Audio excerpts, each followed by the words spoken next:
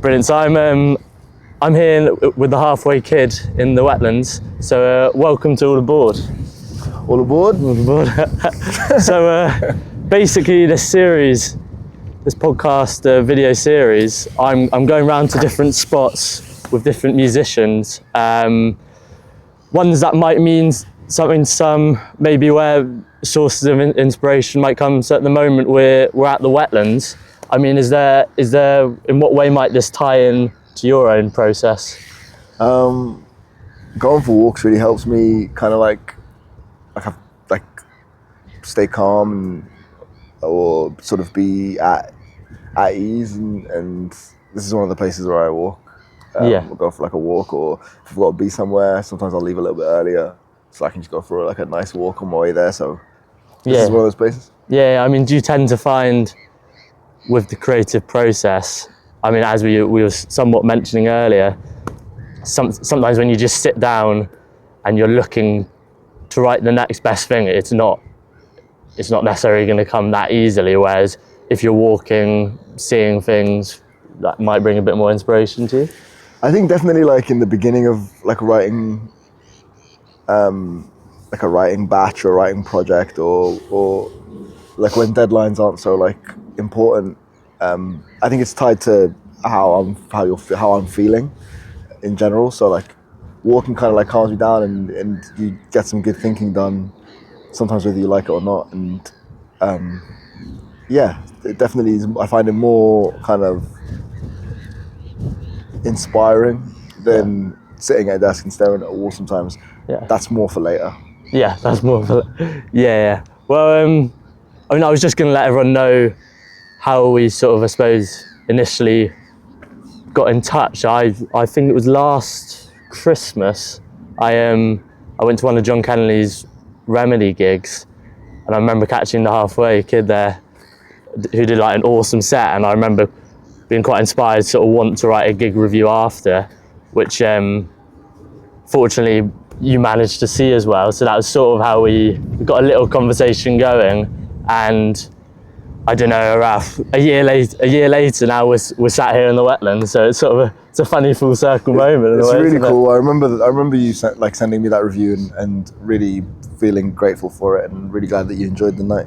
I love John Kennedy a lot, and people like him are just sort of diamonds because they really care about music, and I was just really happy that he asked me to do that, and really happy that it went well, and to have got your review. So thank you. Yeah, well, no worries. I mean, just starting out, so everyone just gets a rough idea of who the Halfway Kid is. I mean, could you just give a little bit of context to yourself in a sort of a very brief context? Yeah. Like as simple as possible. I'm a singer, songwriter, but my route was maybe a little bit different to others in that, like, I started out making electronic music and then kind of rapping for a while, and then kind of sort of found my way into like old folk music and standards and stuff like that, and sort of just trying to find a voice for the kind of things I wanted to sing about. And now it's kind of this, like, I guess there's a couple of names for it. Some people say campfire soul, some people say folk music, even though technically if you write your own songs it's not folk music, but that's just is it folk gospel sort of? Well, if you write your own songs, there's standards in the folk. Well, folk music is passed down.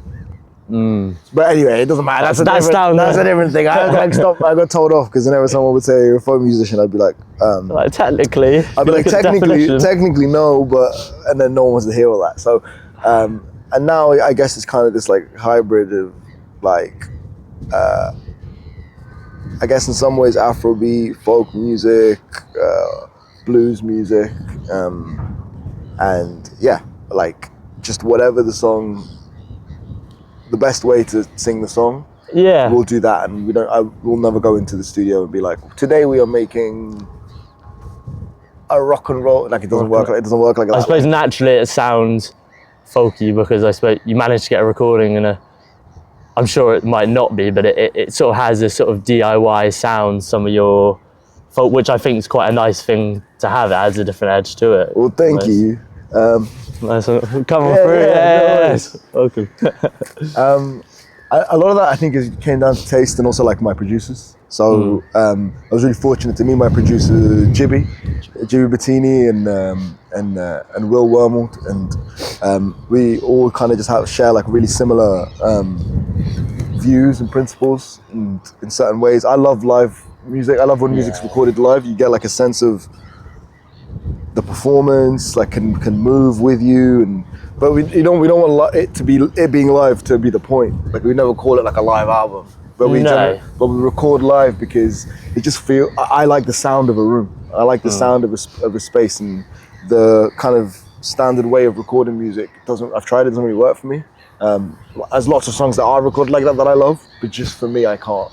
Like it doesn't get me excited, and so the sense of space and sense of intimacy, and like I never imagine when I'm listening to music that someone's talking at me. I always imagine it that someone's talking to me, and I want my music to kind of feel like that. So it's not the point, but it's an important principle for how we record, and it all feeds in with the live performances as well, and with the recordings, and it just helps them. It makes the songs feel alive. And it's like it's in that moment when you're really feeling it as well. It gets something extra out of me for sure as like a performer, rather than if I'm like tracking the same thing over and over. But again, like that's not me putting down that process. No, it's just what works for you. Maybe it's not me putting down that process. It's just for me what gets me going. And Jibby's the same. He's got the same principles, and not just when he produces my stuff, when he produces other people's stuff, and Will the same. So you've sort of found a core team that have a similar view of producing to you, I suppose. It's amazing. I don't even I'm not doing any production. You know, I get that, and that's like a privilege because they're so good.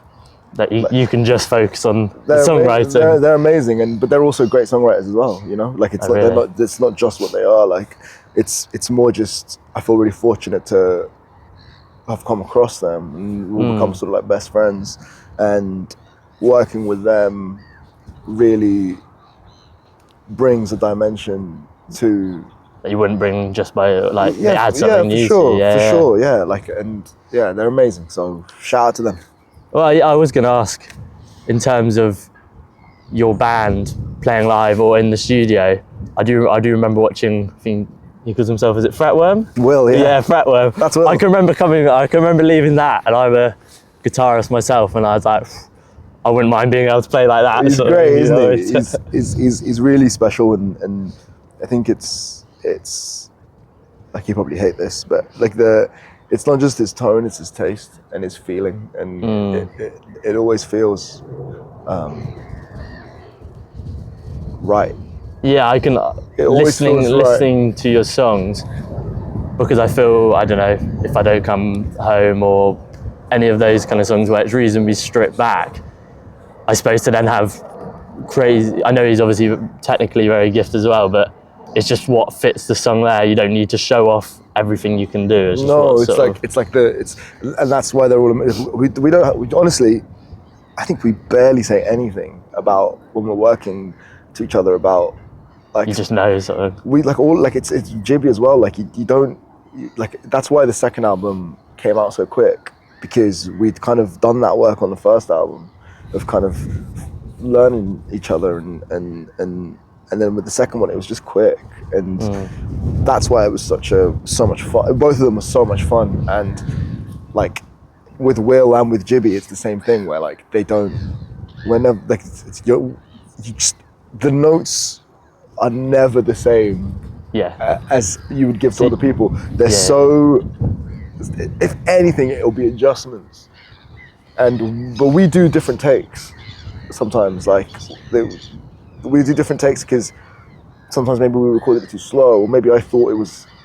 We got a song on this album called "I Don't Want a Little," and I thought when I wrote it that I was writing a ballad. So that was the one we did the most takes of. It was the first one that we recorded, and I was just always like, this is a bit slow.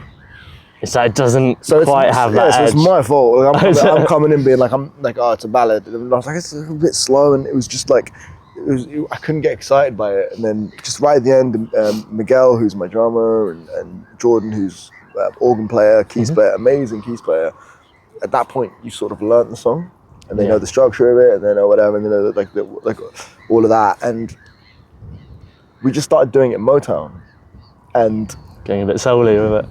And I was like, oh, that's how that's supposed to be done. Like, that's the best way to do this song, or to get this feeling across. That feeling isn't ballady. Maybe in the future it might turn out to be, but like, that feeling isn't ballady. And so that kind of like being sharp and being on your toes, that's the kind of thing we all love. And it keeps you excited. And you can only do that when you're working with people like that, who are like really good at what they do. And so I'm really grateful for that. So I found that through, I mean, coming on to the albums, I mean, I suppose it was 2023 was If I Don't Come Home, and 2024 was Myths. Yeah. I mean, did you find was it just a very creative couple of years that you managed to get that amount of songs out in that time, or was some of them through a few years before? Like, it's a mixture of like life allowing it and willpower at the same time. And by that I mean like I had time, and I had things that I wanted to say, and If I Don't Come Home was really kind of like trying to figure out how to write the things that I wanted to say in the way that I wanted to write them, and then performing them in the way that I wanted to perform them, and still kind of like figuring that out. I didn't have like a nearby example or an example in like close proximity. A lot of the examples are like older records. There's definitely newer ones as well, but a lot of the examples are older records. So, but I don't want to do a nostalgia album. That's pointless to me. Like, I don't want to. I don't want to do like. Don't want to do. But I don't want to pretend it's 1972. So none of us. A current twist to it. Yeah, no, but like I want it to feel like this is happening now, and that's why If I Don't Come Home took longer to make, with breaks in the middle. But that's just life, you know. Life happens, and personal stuff happens, and people are busy and whatever. With Myths, I was like, I felt like, oh, we found that, and I felt like with writing, I felt more connected to the things that I wanted to say, and so it felt like it could go quicker. And so that was definitely a process of like, what's everyone doing in January and February? Because I had booked out the studio. Well, it was just like, because we're going to be ready, and it was also a challenge because some of those songs were like half finished. Okay. And like I'd wake up in the morning because I just wanted to know if I could do that. Like, I'd wake up in the morning and finish them then, and that was a real blessing because a lot of those songs are written really quickly, and I think my favorite ones, not my favorite ones, but you think in a fond way about the ones that are written quickly, and I really wanted to have a record of songs that I'd written quickly that I loved. And that was just all three of us. Set the challenge of I just want this moment to happen. Written quickly, love them, and not feel like I'm wasting a word, and not feel like I'm wasting, like really taking listeners' time, like not taking that time for granted, like respecting that and being like, I've respected it, and kind of doing that. So it was a really special one, and hopefully, well, we'll see. But there's enough for a third one in 2025. 2020, three albums in 3 years is I want very strong. I want that a lot, but not like I don't want it to be. You don't want it's not an announcement, but it's a. It's not just an announcement. Like it's songs that I just for some reason feel like I have a lot to say at the moment. So I want to go hard. Like I want to like feel like I'm saying everything that I can say with respect to people's time. I mean, how sort of the progression of the themes of the albums so far, I mean, how might you describe to people how they might differ between them, or have they got a similar? Well, themes are funny because I think they, like, I try not to think about them in the middle too much. like a little bit. You can't help it, but I try not to think about it too much. I think that my theory has always been that if I do my job, then they'll become apparent after. Yeah. So I think in hindsight, if I Don't Come Home was kind of like a runaway album. It's like a trying to like find your individuality and find your voice and like to do that you got to go out on your own kind of thing. And Myths is like, okay, it's like adulthood. You're in the world now. This is real. What does that feel like? Roughly. So you started to get an idea of more, I suppose, when you're running away, you don't quite understand what's going on as much, and then you need to. It's with respect to running away, like not running away from your problems, but getting out of your town or your community, trying new experiences, or your tribe, to go and find it. You don't know who you are when you stay in one place the whole time. Like you need to go to find out who you are, and not just like what like this person says or what that person says, and you're just regurgitating what other people's, like your own thoughts, your own feelings, and your own dreams and beliefs, and Myths is kind of like still pursuing that idea, but like, well, now you've got to pay rent. Now you've got like not just rent, you got to pay London rent. Now you're like you're spending all your wage for the pleasure of living in a 6-bed house share in like East Grinstead. No disrespect to East Grinstead. No. All respect to East Grinstead. But like, I don't even know where that is. But yeah, like, and I think like those thoughts and feelings and how to like, what's that like? What's that like when you fall in love for the first time? What's that like dating in the city? What's it like kind of meeting the world where it is and being disappointed and managing that disappointment? Yeah, I think it's easy when you come to a new place to often think you'll be there day one. In your head you've got this sort of dream like idea of what it's going to be like, and you get there on day one, you're sort of just sat there like, here we are now, I suppose. Yeah, and I just really wanted the record to feel like what's going on behind. If you're walking down the street in London, there was a yellow window, like a walk past someone's living. That's what's going on in there, you know. That's what's happening in there. That's what it actually feels like. So Would you say you quite like to? Obviously, it often comes from your own place, but from the sounds of things, it sounds like you're quite observant of other people around you as well, and what they're almost up to as well, in a way. Have I got the right lines there? I don't know. I don't know. I'm not sure about people watching, but you seem to be able to pick up on little cues, I wouldn't say. I don't know. I think like I have nothing to compare it to, so true. Like it's your own. Like I wouldn't know. I think it's just generally like trying to be like find like you're getting at something, and also it's music, so it's supposed to be fun, and it's supposed to feel true, and to me, and I think that like, but it's supposed to be exciting.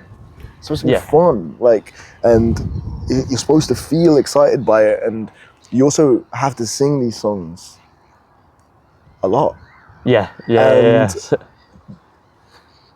How many things do people say in general life that you could stand behind tomorrow and the day after? So in that, it's really rewarding because you're kind of trimming the fat and you're the kind of fickle stuff. But then again, there are fickle songs that are great as well. That's the best thing about music. Like there's all the different kinds of songs, and I don't know if anyone would self-describe their music as fickle, but like I mean, stuff that's just about like surface. Not everything has to be the deepest thing in the world, but also it's all relative, you know. So. Yeah, I mean, how do you? Of course, it's something you love, but then I suppose when it becomes more than something you love, but almost a career in itself, how does that ever take the fun out of it, or you still try to remind yourself?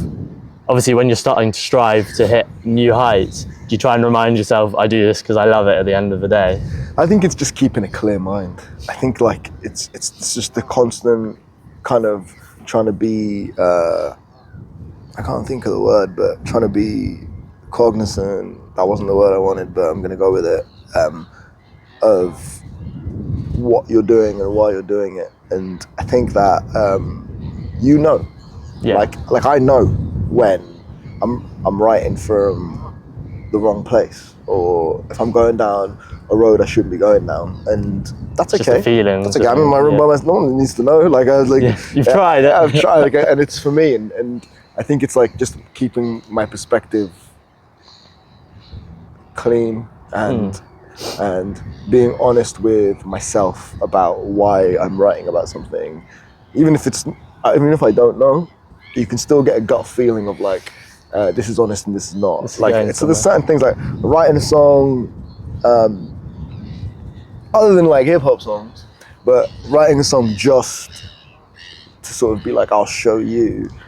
I'm the best songwriter in the world. There's no interest in that. And, No. And like, people can tell as well, I think. Like, you can tell straight away when something's been written with a generosity of spirit, even if it's might appear mean-spirited or dark. Like those are people have been writing songs like that since the beginning of time, and the ones that last for a reason, most of them. And I think that's why I love it, because it's an endeavor that's like fun and like it's what I love to do, but also I do believe that it keeps you honest. yeah. Ask me again in a couple of years. And it might change. Yeah. It's the most dishonest thing. Yeah, well, This is that's how you feel now. Yeah. So That's how I feel now. yeah, I mean, just a couple of your songs that I sort of want to highlight for those who do listen and might want to go check out your works as a way in. I sort of have two in mind. I think the first one that sort of caught my attention, and by the sounds of things and the looks of things, a lot of others as well. I think that was sort of the song that maybe like brought your name to the surface more, I suppose. Would you say If I Don't Come Home? Would you say that was a big that was a big one. moment? That was a big moment for me. Like that song was kind of the first one I'd written for the album, and I remember writing the phrase, "If I don't come home, go to my house and hide my things," and thinking it was funny, and just kind of like writing it and thinking about it, expanding it, and I was really surprised that we really liked it. That went through a lot of takes as well, because if you listen to the recording, it's very roomy, and that's probably take 5, arrangement wise. Like we did 4. I did an acoustic one. I did a duet on guitar. I did an easy listening one. Oh, so how do you know which one? I just didn't like them. Oh, you did it? Clearly. I didn't like them, and then we just were like, you know what? We're just going to use the room mic, and we're going to get a real sense of the space, and Will started voicing it in the way that he voiced it, and we had a couple of anti-references in our heads. That's like references where you're like, this sounds too much like this act, and I don't want it to sound like that, because I don't necessarily love that approach with the, and we just treated it like a gospel song. And even though the lyrics are not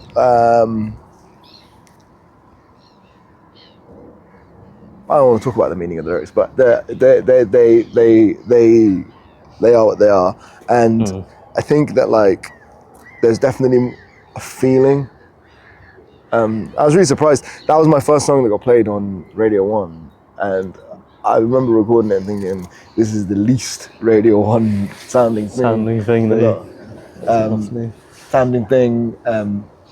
in history, but I was wrong. And yeah, that was the first one, and it felt really special. Yeah, well, because I can remember when I was at the John Kennedy Remedy gig, I can remember when I think you might have finished on that, and I can suddenly, you could just tell that everyone, when that came on, which I know it's nice to have songs like that where everyone was visibly very excited about hearing it, which is a cool thing to, I've written a song that everyone loves. It feels amazing, and I'm really, really grateful to that song, and it still feels really special to me, because it's just, there's like a feeling underneath it that is really unique, and I'm just really grateful for that, and that's down to JB, Will, Ash, my friend Ash, Shani White, who's an amazing artist. Like, she's singing on that, and I'm trying to think. Oh, I forgot anyone else singing on it. I think that's it. I think you got the main. Sorry. Yeah, that's all right. And then the Sorry to possibly the second song I wanted to talk about was Immigrant Song, because I know it probably maybe some of the lyrics might have quite a personal touch to you, but then it still feels like you're able to bring out a witty side to you as well. Like I've seen in your live, it was live at Bush Hall. I think, do you do your the little I hear the telephone ring, and do you have the what phone tone is that? That's the Nokia theme song. The Nokia theme song. Well, that was a joke. So That's sort of that was a joke between us when we were recording Myths. We finished in like February or March or something, and that gig was in April. And so no, we finished in April, and the gig was in April. So the song wasn't out yet, and we just wow. So we'd literally I'd written it the week before, and like I knew I'd wanted to write it for a couple of weeks, but I was just waiting for it to kind of like lie and get rid of. So in the live video, I actually get the words wrong, but no one knows because it just sounds like I'm going wah. But like and no one actually knows the lyrics yet. No one knows the lyrics, and but I think people even now wouldn't probably notice it. It's just like I'd had like a line that I didn't like, and then I changed it last minute. But anyway, yeah. So in rehearsal, we just did that as a joke, and I had initially said, "Oh, we'll just when we get to that section, let's just stop for a second," because I've been watching like lots of '70s gigs. I was watching the Rolling Thunder Review. Yeah. And I can't remember what song it is. It's not Knocking on Heaven's Door. It's the Bob Dylan with. Yeah, but it might be when I paint my masterpiece, where there's just like the song just stops for like 5 seconds, and then it kicks back in again. I think it's when I paint my masterpiece, and I was like, I think I must have been thinking about that, and I was like, let's just stop, and then Will was like, I've got an idea. I've got an idea. And he was like, and we were like, yeah, and it was funny, and then yeah, so that was really cool. But yeah, that song. Yeah, it's fun to have fun with it as well, isn't it? Yeah, the song's really fun, and it means a lot to me, and yeah, obviously it's got a lot of personal meaning in it. Yeah. But also wanting to, go for it. Afternoon. Sorry. How you doing? Yeah, it's got a lot of meaning to me, and but yeah, I wanted to write like I really wanted to make it feel like an Afrobeat song, and I really wanted Migs nailed the drum part in that a lot. And does that bring back some of your influences from when you were a bit younger back into it, maybe? Well, I just wanted it to be fun, and I wanted it to be exciting, and I'd never heard anything like that before. And it's funny, the first take kind of sounded like I think we hadn't finished it, but it sounded like a 90s rock song, because nothing was mixed, and it had that feeling, and we were like, no, we're going this way, and the performance needed like to be, well, we just wanted to do it how I did it, and the guys obviously are amazing immediately again, Jibby and Will, and it felt, why can't it feel like a dance song? Like, why can't it feel like that? Why can't you have a song about that, sung like that, and also like lyrically it feel like a folk, like what's the word? Not cautionary tale, but like a folk allegory. Mythology or something? Allegory. And that was exciting. And then also like have a feeling of like, if you want to take it on the surface, you can, but if you want to look at it from this angle, you can. And if you want to look at it from this angle, you can. And I like, that's hard because you can't like aim for that. And if you mess that up, you just look lazy. Yeah. And unthought out. So I'm really proud of that song, and it's honestly so much fun to do live. Yeah. Yeah. Like so much fun. I haven't caught it live yet, so honestly, next time. Ep3. Yeah. Always welcome. Oh, thank you. Yeah. Well, I mean, we can only briefly touch on this or talk about it as much or little as you want, but I obviously know perhaps that and some other songs are somewhat deeply rooted to back at home in Sudan as well. I mean, from a personal point of view, is that, do you find the songs, some of the inspiration is from what's going on back at home, or? Well, Immigrant Song, like, obviously was like after the war broke out, and like the Lucky families were sort of like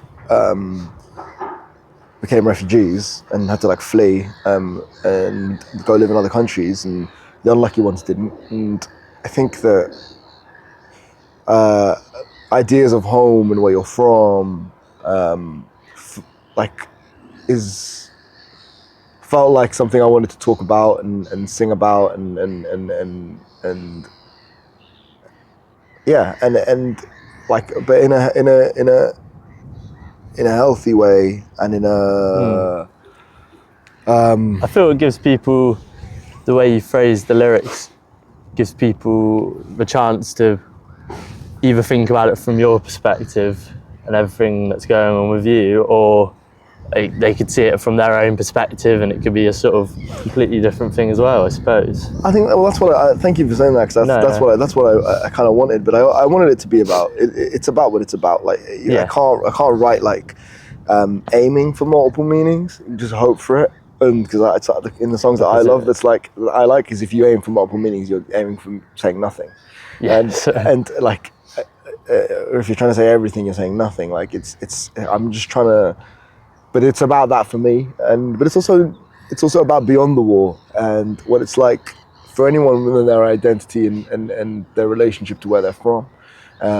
Everyone. And some people seem to have a very easy relationship, and some people seem to have a very difficult one. And it's more introspective, I suppose. Yeah, it is what it is. Like, you like, some people go all in, some people don't, and some people take what they like and leave what they don't, and it is what it is. And for me, the war was something I wanted to talk about, because that's what I was experiencing, what like some of my friends were experiencing, and what their families were still going through now. And if there was a way to kind of say something about that was respectful, then I wanted to do that.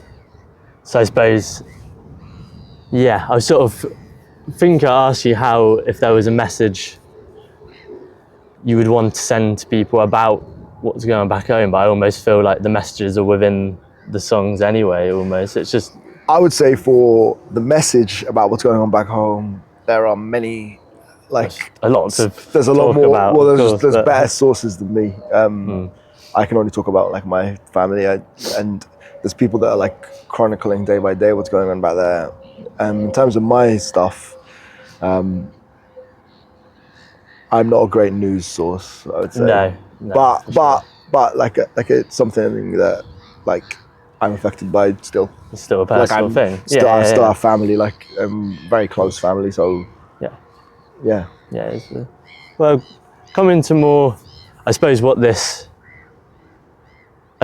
sort of All Aboard is about, and what I've taken inspiration from is ultimately I love music, listening to music, playing music, and so I'm sort of trying to spread the message of upcoming artists, or artists who are very much starting to come into the spotlight. And I'd sort of love to know, we briefly touched on Bob Dylan. It would just be great to know from a music lover's perspective what you love listening to in general, I suppose. Like, is Bob Dylan a big influence? I've heard Nina Simone as well. Yeah, Bob Dylan's huge for me because like, he's just the best songwriter, I think. And also, like, 60 something years of like incredible music, incredible songs, and incredible performances. And like, so he's a big one for me. And growing up, it was a lot of like hip hop. No. Afternoon coming through. Please do. Nice one. How you doing? No, you don't have to. Thank you. Cheers, thanks. Yeah, he's a big one for me. Still. Like, I think the album he put out a couple of years ago was amazing. Yeah, Rough and Rowdy Ways. Yeah, Rough and Rowdy Ways, incredible album. Like, the sound of that, like, just sonically, like, it's incredible, and the writing's always incredible. Top notch. I was fortunate enough to see him a couple of years ago as well. Where did you see him? Actually, I went with some mates up to Nottingham. Oh, did you go to Nottingham? Yeah, went to Nottingham, yeah, and I couldn't say a bad word about Bob Dylan, but it was musically, I wouldn't, it was more just about the fact of that's why I love going to see some of the greats. It's like you see them and there's just this real, they walk on the stage and it's 5 minutes of applause without even having to say a thing. It's just the respect of it. I actually have a different, I love the band. Oh really? So you took I thought if you saw Rough and Rowdy Ways. Where did you see them? I've seen Rough and Rowdy Ways 3 times. Oh really? I've done London twice, and I saw him in New York. Very cool. Last year or the year before. I know that people say that, but for me, it's like the band is amazing. Yeah. Like the bass player, the drummer, cool. Being a drummer for Bob Dylan is so hard because most drummers aren't taught how to not be the main event. Yeah. And obviously, he's got the best drummers in the world. It's letting Bob shine above. How to support it. But and he had a drummer at the time, Jerry Pentecost, who I thought was amazing because when he needed to give it, he did. And when a sense of time, everything. And the way he plays piano is very unique because it's basically rhythm piano, and everyone's kind of like falling in line, and then the mandolin, pedal steel. Anyway, I can talk about that forever. As you feel he's holding he's almost like the bass player in a sense. No, he's like it's like they're all just following him. So if he wants to change tempo, if he wants to change something, there's one of the gigs I saw in some of the solos. He was like playing the beginning of a solo, and then one of the other players would start take it and go with it. Okay. But I think, and I love character in music. Like I think it's about believability rather than like fireworks. Yeah, definitely. That's where it's very much where he is, and he still loves it. The passion. He doesn't need the money. It's no, like I wouldn't. So you're talking to someone who actually loves it. So so I get what you mean. I hear people say that. I'll go to gigs sometimes. There might be someone, not so much actually at London or New York. I think, but the Palladium was. I saw him at Hyde Park as well. There were people next to me that were like with Neil Young, was it? Yeah, people wanted They were like classic. They were like, "Where's the times the era changing?" And it's but that's never been. It's very much sing the songs he wants to sing in the moment. Well, he's 85. He's not going to stand on stage and smash the guitar and songs. Yeah. But so him is really a big one for me. When I was growing up, I loved hip hop the most, and people like Nas, I adored. And then over here, I loved Skepta, I loved JMV, but I listened to everything. So is that originally where you might have seen your music going to start with? Or? I think I didn't know, because at the time I was listening to a lot of more electronic music from America and from here and from anywhere. And I think I was just looking for something that connected me. And when I look back at some of the music that I was into then, it's not around anymore. And it is, but not at the same level. And I think a lot of it's it's connected to just society and how we live now, and how there isn't really one culture. There's loads of them, and it's really fast, and it's coming at you fast. And, before you know it, the next. And there's a lot of stuff that doesn't excite you for longer than a week. And the artists that I love, I love Phoebe Bridgers as well. I love Phoebe Bridgers, There's lots of artists the artists that I love, and they're I'll love them for longer than a week. Yeah, it's you're still listening to. But don't get me wrong, there's songs that I could come across now that I love Kendrick Lamar, obviously. There's songs that come across now that I'll love. I'll know I'll only like this for a week. I know in 6 months I'm gonna be I'm out. But I'll still. You had fun with it for a moment. But I'll still love it. That's still fun. I think there's room for everything, and I don't want to. If someone loves something, I don't want to be the person who's you're wrong. I think everyone should love what they want. I don't want to tell. That's what's great is each artist has their own individual fan base, as it is, I suppose. So. Exactly. I don't want to tell anyone what to do, and I don't want anyone to tell me what to do. And I think that when it comes to loving what you love, and I think that cool. Yeah. I mean, when you do go down, Sure. Sorry. nice one, afternoon. Yeah, no, you're all right though. Sure. No worries. I mean, when you do go down to listen to music, how do you tend to find music to listen to? Is it just through scrolling on Spotify? Do you collect records? I've got them all, but I use YouTube a lot. And I suppose you get the visual aspect as well from YouTube. yeah, I don't know. I just like a lot of live performance videos, and I like watching live performances. And in terms of like records, I listen to a lot. Like I try to listen to a lot. Sometimes I don't listen to anything. That's true. Yeah. As well. Like I'm not like 24/7, like searching for new music. Listen to old ones, new ones. It depends on the thing. If I'm cooking. Do you get around to many gigs as well? Yeah, not as much recently. But yeah, definitely. I really like live music. But to be honest with you, like there's just so many records, amazing records I haven't heard. Like, yeah. And That's what I love. I love the search for more. And you just find them, you just stumble across them, and then all of a sudden, bang! You're in a new world. Like Yeah. And like there's songs I'll go back to, songs you fall in and out of love with, and watch a film, watch a TV show, something comes up. I listen to a couple of like podcasts, music podcasts, Yeah. and they'll show me a record I never would have heard of. Like I'm just trying to stay excited and be aware of what is happening as much as possible without. But also sometimes no music. I get told off because I always have my headphones on.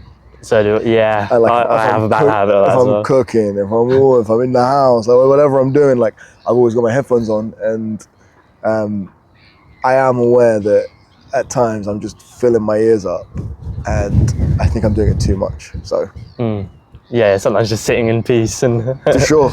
Yeah. Oh, well, listen, just to sort of wrap this up, I know you said you're working on a new album, which will hopefully be out in 2025. Fingers crossed. Yeah, I want one a year, but if it's not ready, it's not ready. You can't rush it. And I want people to know about Myths in Modern Life. So I need to spend some time, as much as Sharing that. I as have well. a desire to like just keep moving. I want to tell people about that because I believe in that record, and I think the stuff that my friends did on it was amazing. And I don't want it to just vanish into the ether. Well, no, sure, I won't do that. Well, yeah, I don't know. No one's got a divine right. So No. And I think you also mentioned that you might potentially be going on tour at some point. yeah, this year I'll be going on tour. Year. Are dates set or not set as of yet? Not set as of yet. Afternoon. Not set as of yet. Not set as of yet. Afternoon. No, you're good. Okay, well, I'll be keeping. I get like that. I get locked in, and then I'm like, oh, he's locked in. Yeah, locked it. I love it. Yeah. But yeah, no dates announced yet. But yeah, Myths in Modern Life, and come to a show. Brilliant. Yeah, well, I'll try and catch you out soon. Well, listen, thanks very much for your time. Thank you, Archie. Yeah, I really appreciate it. Absolute pleasure. Brilliant. Well, this has been The Halfway Kid, and all aboard. Thanks for listening. All aboard.